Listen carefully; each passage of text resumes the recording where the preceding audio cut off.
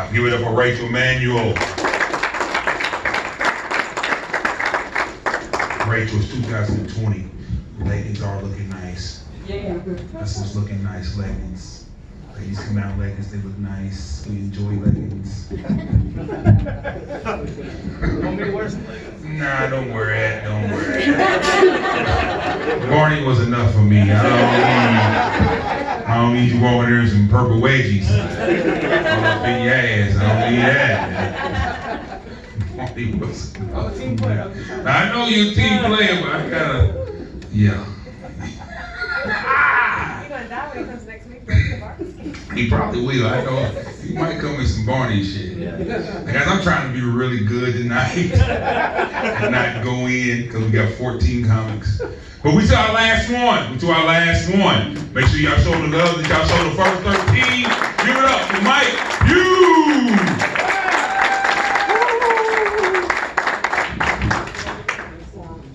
Hi everybody, I appreciate you sticking around.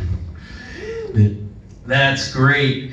I have awesome news you're going to be so excited to hear. I figured out a way we can cure lust and porn addiction and overeating. We can cure them both. It's very simple. What we do, we put a picture of Donald Trump nude, like on your computer, on your phone, on your refrigerator, and every time you go to eat or you think about sex, you see that and you're like, oh crap, and it just all goes away right there, no problem. That's if you're a liberal Democrat. And then if you're a conservative that loves Trump, well, then you put a nude picture of President Trump on everything. Alrighty. I'm Mike Pugh, and I do stand-up comedy, and believe it or not, and once in a blue moon, I actually get a few people laughing.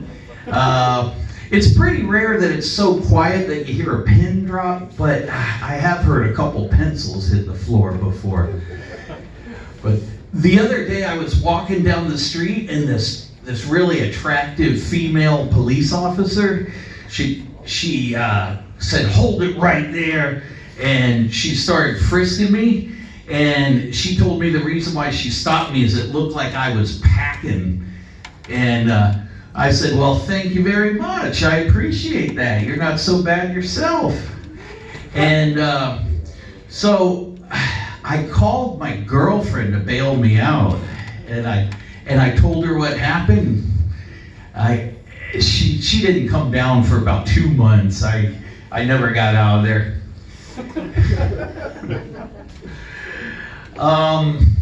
The other day I was hanging out with Vanilla Ice, and I said, hey, Vanilla, what did you see when you went over to the dog park? He said, do-do-do-do-do-do, do-do-do-do-do-do. And so then I told him, I said, hey, why don't you bend down and pick one of those up? And MC Hammer came running in, and he said, can't touch this.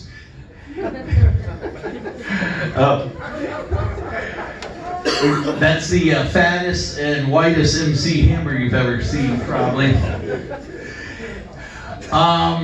The other day, I was coming home, and it was back when it was warm and it was actually raining, and I pulled in the driveway, and my girlfriend was standing out in the yard in the middle of all the rain. I yelled to her, honey, what are you doing out there in the rain? You're gonna get soaked. She said, well, with a boyfriend like you, it's the only way I'm gonna get wet. And then a couple days later, we were watching TV, and she started screaming that her asshole was burning. Yeah, her asshole was burning. And suddenly I realized that I was on fire.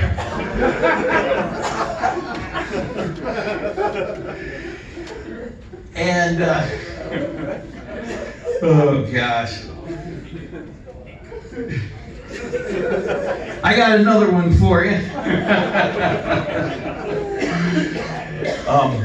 one day we were talking about how it's terrible to get old, and I told her I hate getting old. My vision's so bad, my arms just aren't long enough to see anything. And she said, I hate to tell you, but that ain't the only thing that's not long enough. So it's kind of rough, you know. A long time ago when I was desperate for money, I did something crazy. I worked for a collection agency, and it was terrible, as you might imagine. People don't want to pay, and so the brilliant managers came up with this plan that no matter what the people say, you have to ask them, how much are you going to pay today? And so I'd get a call, and the people would be like, I'm not going to pay you shit. You hear me? I'm not going to pay you one thin dime. And I thought, oh, I'd be stupid to ask them, how much are you going to pay today? So I'd get off the call, and my manager would be like, I was listening to you, and you never asked them, how much are you going to pay today? So I'm like, oh, I better start doing that then. So I'd get a call and be like, you're a stupid shyster. I'm not going to pay you shit. Yes, sir. I empathize with your viewpoint, but how much are you going to pay today? What? Is your phone broken? You got peanut butter in your ears? How stupid are you? Well, yes, sir, but how much are you going to pay today? And then I got this lady, she says, where are you located? I'm going to send my husband down there and beat your ass. Well, yes, ma'am, I don't blame you, but before he comes down here, please tell me, how much are you going to pay today? And how much are you going to pay for me to move on with the set? One of my coworkers there, she had a strange accent, and I knew there was a problem because almost every phone call began with, "Sir, I am speaking English."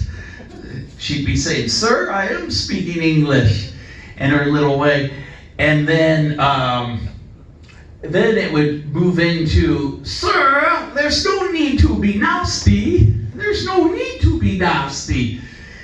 And so then we were in the break room, and I was just teasing her. I said, well, did you talk to anyone that was nasty today? And she was like, oh, there's no need for them to be nasty. Well, my name's Mike Pugh, and with a name like Pugh, it's not easy growing up. You know, kids made fun of my last name. I've been called stank, stink, skunk, dickhead, you name it.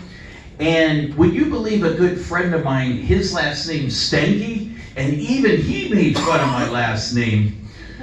So when we got a little older, Stanky and I opened our own law firm. It's called the Stanky Pugh Associates. And our motto is, when you're in trouble, come to Stanky Pugh, because we got our shit together. Well, I'm Mike Pugh, and this has been 7 minutes of your life that you'll never get back. Thank you, Laughing Skull.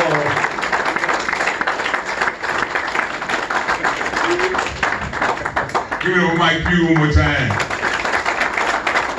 Last week, Mike Pugh was here. He started his set off freestyling, boy. It was some shit. It was some shit, boy. It was some shit. Give it up for everybody that came on stage tonight. Everybody get on stage tonight, some good shit, good shit. At the end of the night, we always